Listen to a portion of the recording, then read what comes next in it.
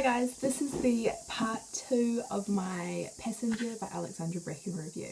So in the first half of my review I talked a little bit about things in the book, and I just wanted to really talk a little bit more about it and to just wrap up the review.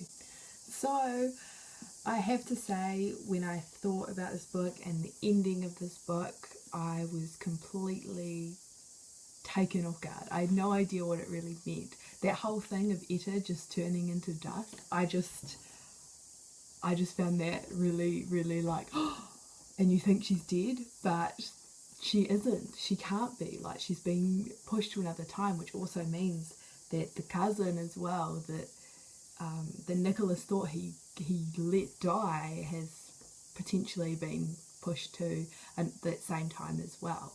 So I'm really interested to see what happens with the device that can create the portals and all of that kind of stuff. What's going to happen with the entire that family that sent Twittah on the mission and she kind of failed the mission. What's with her mum? Her mum's crazy and she's just like, well, Nicholas, you go and you have this mission and I hope I could trust you with it, and here are all these things you need to do and buy. Like, what is she gonna do? You know, like, isn't she gonna do something about all of that? A lot of things that were really good about this book that I really liked. I loved the use of time travel and how you could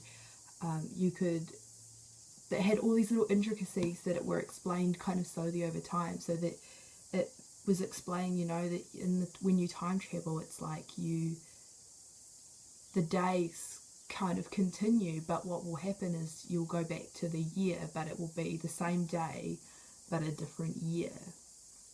So if Twittah ever wants to complete her violin recital, she's going to have to wait a whole entire year in order to go back to that time at the exact time to do her violin performance. And I hope that somehow in the end of it all we do get to see that kind of get redeemed. I could picture a bit of an ending with her playing the violin, doing her performance, and Nicholas joining her in her time and them being together. I really hope it works out that way. It would be, I don't know though, I don't know where I see them all ending up, if they would go back to Nicholas's time or to Twittah's time, because, you know, Nicholas's whole life has been about, you know, being in the ocean and having his own ship, and he finally got all the things he ever wanted, and then he met Twittah and it kind of changed up a bit.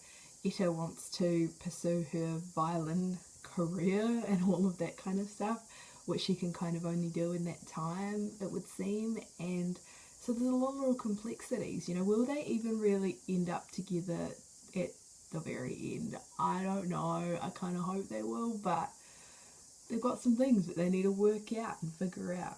I did give this book a Goodreads rating of 5 out of 5 stars. I found myself so enjoying the story, so enjoying the worlds that were built. I loved the time travel aspect.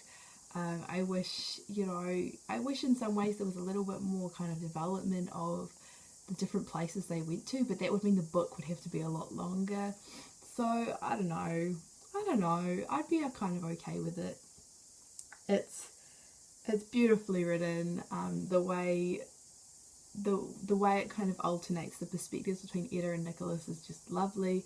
I love how you can distinctly tell between their two different narratives in the book, which is really cool. They don't sound a lot the same as some dual perspective books really do.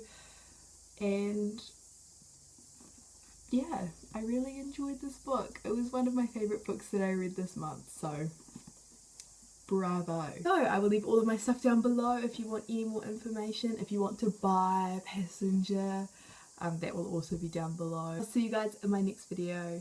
Bye!